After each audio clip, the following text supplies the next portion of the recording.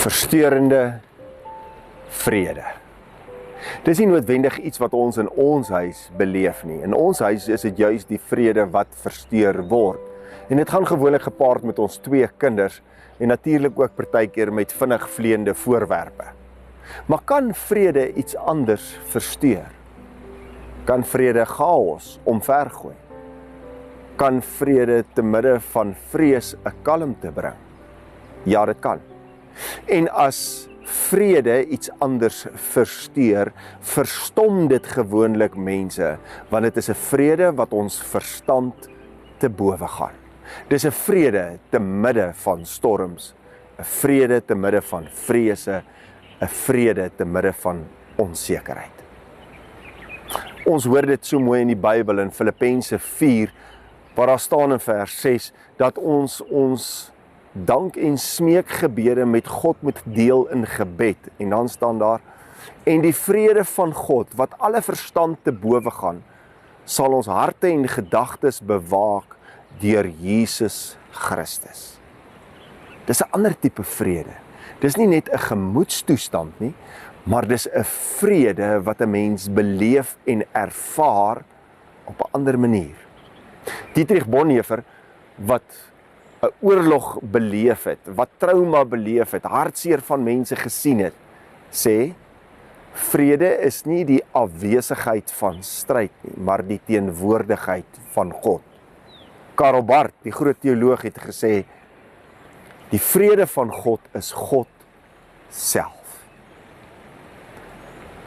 Ek ervaar baie keer vrede as ek God se teenwoordigheid ervaar. Daar waar daar chaos in jou lewe is, waar daar baie onsekerheid is, waar daar dalk vrees is of angs is, en 'n mens bid, en vir 'n oomblik voel dit asof daar iets van 'n kalmte oor jou spoel en deur jou vloei. 'n Vrede wat jy nie vir iemand anders kan verduidelik nie. So wat is my gebed vir jou vandag? Mag jy daar waar jy besig is in jou gejaagde lewe, met die dinge wat dalk vir jou angs bring, met die dinge wat daar dalk vir jou vrees bring, met die onsekerheid wat daar is, mag dit versteur word deur God se vrede. 'n Vrede wat jou verstom sal laat, vrede wat jou verstand te bowe sal laat gaan, en 'n vrede wat vir jou kalmte bring om te midde van storms, onsekerheid en vrese met wysheid te kan optree. Kom ons bid saam. Ons genadige God, Hemelse Vader, ons dankie dat ons vandag tot U kan bid, te midde van ons wêreldse vrese, onsekerhede en al die dinge waarmee ons worstel.